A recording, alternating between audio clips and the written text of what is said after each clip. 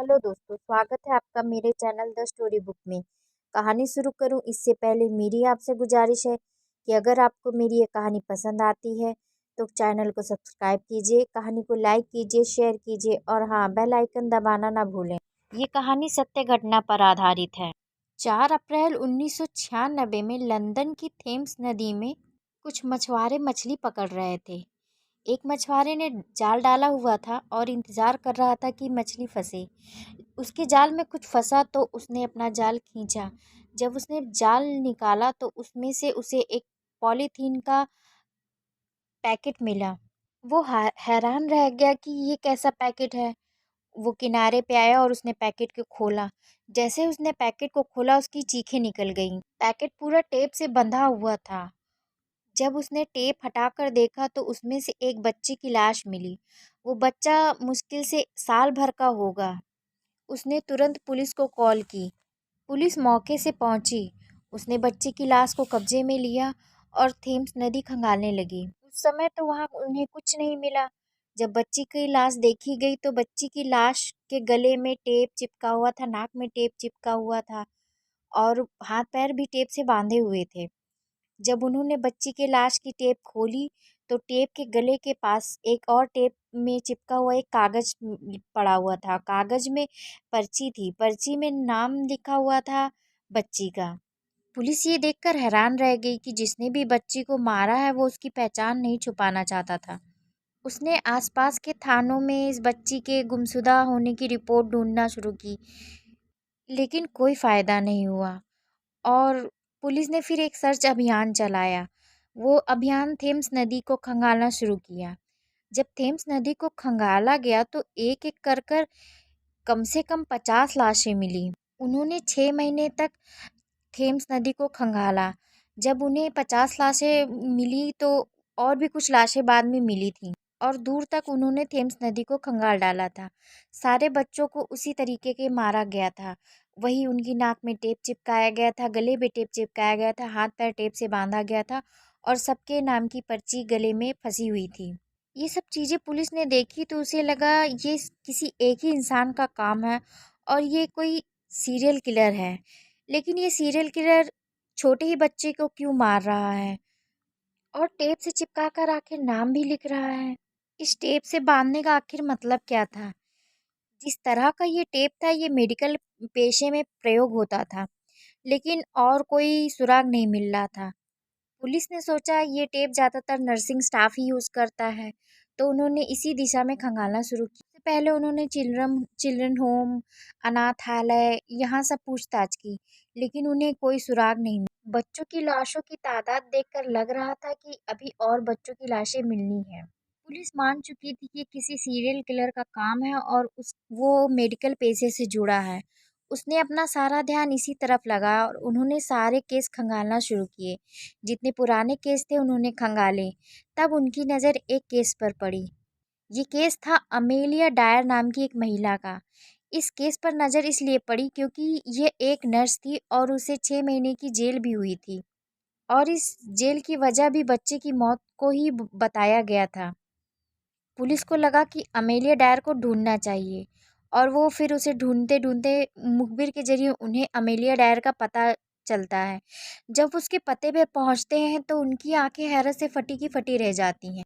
उस जगह बच्चों के बहुत सारे कपड़े मिलते हैं और वैसे ही टेप मिलता है और ज़्यादा तादाद में मिलता है। पुलिस अमेलिया डायर को ढूंढ रही होती है और वो इस समय फरार होती है। लेकिन कब तक? अमेलिया डायर को आखिर एक दिन पुलिस के मुखबिरों द्वारा पकड़ लिया गया था। जब अमेलिया डायर से पूछताछ शुरू हुई तो वो टूट गई और उसने अपना गुनाह कबूलते हुए अपनी कहानी सुनाई। उसने बताना शुरू किया कि 1837 में अमेलिया डायर का जन्म हुआ था इंग्लैंड में। वो 5 भाई बहनों में सबसे छोटी थी। उसकी माँ की मानसिक हालत सही नहीं थी, इसलिए उसे उसकी आंटी ने पाला था। चूँकि वो एक गरीब घर से थी, इसलिए 24 साल की उम्र में उसकी शादी 59 साल के एक आदमी से कर दी गई। अमेलिया का पति उससे उम्र में कई साल बड़ा था, मगर फिर भी इस शादी से उन्हें एक बेटा हुआ और उसने फिर नर्सिंग का काम शुरू कर दिया। जब वो नर्सिंग का काम करती रही लेकिन फिर उसकी एक बेटी भी हो गई। जब उसकी बेटी हो गई तो उसने नर्सिंग का काम छोड़ दिया। शादी के 5 साल बाद अमेलिया के पति की मौत हो गई तो उसने दूसरी शादी कर ली, लेकिन ये शादी जल्द ज़्यादा देर तक चली नहीं और उन दोनों का तलाक हो गया। फिर उसने तीसरी शादी की। इस शादी से उसे एक और बच्चा हुआ, मगर ये भी शादी ज़्यादा देर चली नहीं और उनका तलाक हो गया। फिर उसके 3 बच्चे हो गए, मतलब 2 पहले थे और एक बाद में जो बच्चा हुआ। अब 3 बच्चों की जिम्मेदारी अमेलिया के ऊपर आ गई थी। अमेलिया को उनका पालन पोषण करना था तो उसने अपना नर्सिंग का काम फिर से शुरू कर दिया। नर्सिंग के दौरान उसे पता चला कि इंग्लैंड में एक कल्चर है जो अभी भी है, जिसे बेबी फार्मिंग कहते हैं। आजकल इसका नाम अलग अलग नामों से जाना जाता है। बेबी फार्मिंग एक तरह का ऐसा कल्चर है जिसमें बहुत से लोग बच्चे पैद हो जाते हैं उनके, और वो अपने बच्चे पालना नहीं चाहते हैं तो वो अपने बच्चे उस संस्था को दे देते हैं। वो बच्चे उनको पैसे देते हैं और वो बच्चों को संस्था वाले पालते हैं।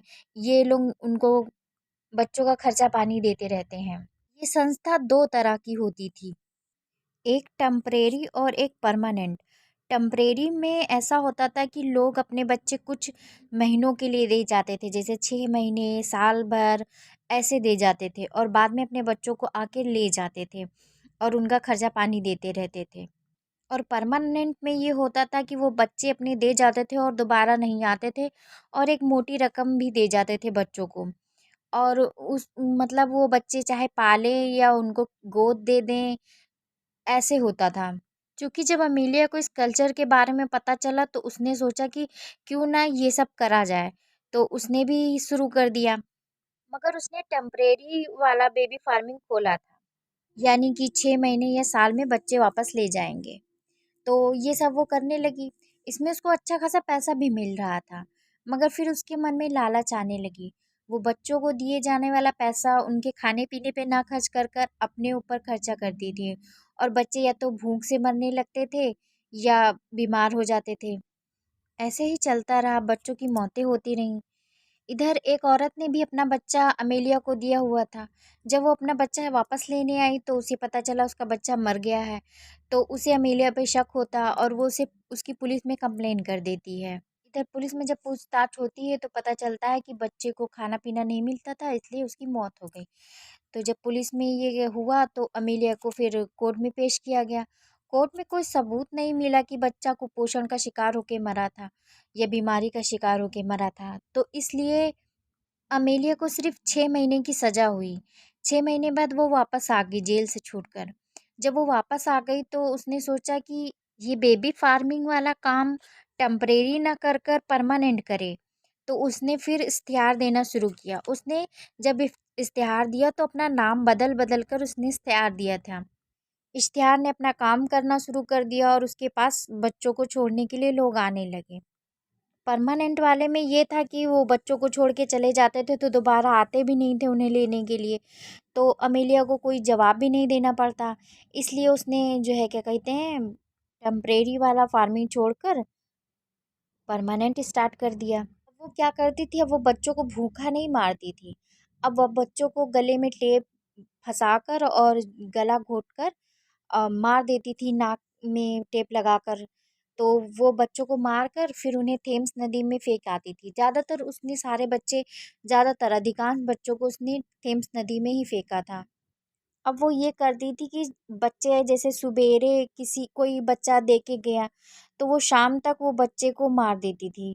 उनके गले में टेप फंसाकर, मुँह में टेप, नाक में टेप लगाकर, ऐसे करके वो बच्चों को दम घोंटकर उन्हें मार देती थी और उन्हें पैक करके बाकायदा से और थेम्स नदी में फेंक आती थी। पुलिस ने पूछा कि बच्चे के गले में नाम की पर्ची क्यों लगाती थी? तो उसने बताया कि ताकि अगर कोई पेरेंट्स भूले भटके आ जाए तो उसे पता हो कि वो बच्चा कहाँ है, इसलिए उसने बच्चों की पर्ची लगा के रखी थी। उसने बाकायदा मरने वाले बच्चों की लिस्ट बनाकर रखी थी। पुलिस ने कहा कि तुमने मारा क्यों? तुम बच्चों को गोद भी दे सकती थी। तो उसने कहा ये बहुत लंबा प्रोसीजर होता है और मैं इसमें झंझट में फंसना नहीं चाहती थी, इसलिए मैंने इन्हें मारना ही सही समझा। और वैसे भी जिनके बच्चे हैं उनके माता पिता ही नहीं रखना चाहते तो फिर उन्हें दुनिया में रहना ही क्यों है, इसलिए मैं उन्हें मार देती थी। अमेलिया ने ये काम 1-2 साल नहीं बल्कि 15-16 साल तक किया था। और 15-16 सालों में उसने कितने बच्चों को मारा था, आप सोच भी नहीं सकते। 1996 में ये तो उन मछुआरे को ये पहला पैकेट मिला था, लेकिन वो 15-16 साल से ये काम कर रही थी। और उसने बताया कि अब तक उसने 400 से ज़्यादा बच्चों को मारा है, लेकिन 400 उसे याद थे, इसलिए उसने 400 बताए। अदालत में उसे फांसी की सज़ा हुई। 10 जून 1896 में उसे फांसी पर लटका दिया गया। इस जघन्य अपराध के लिए उसे फांसी से कम और क्या सज़ा दी जा सकती थी। इस अपराध की और ऐसी कोई दूसरी मिसाल नहीं है, वो भी एक औरत की जिसके खुद के 3 बच्चे थे। वो औरत जो एक माँ थी और उसने कई माँओं की गोद उजाड़ी। तो कैसी लगी आपको मेरी ये कहानी? आपको कहानी पसंद आए तो लाइक ज़रूर कीजिएगा। धन्यवाद।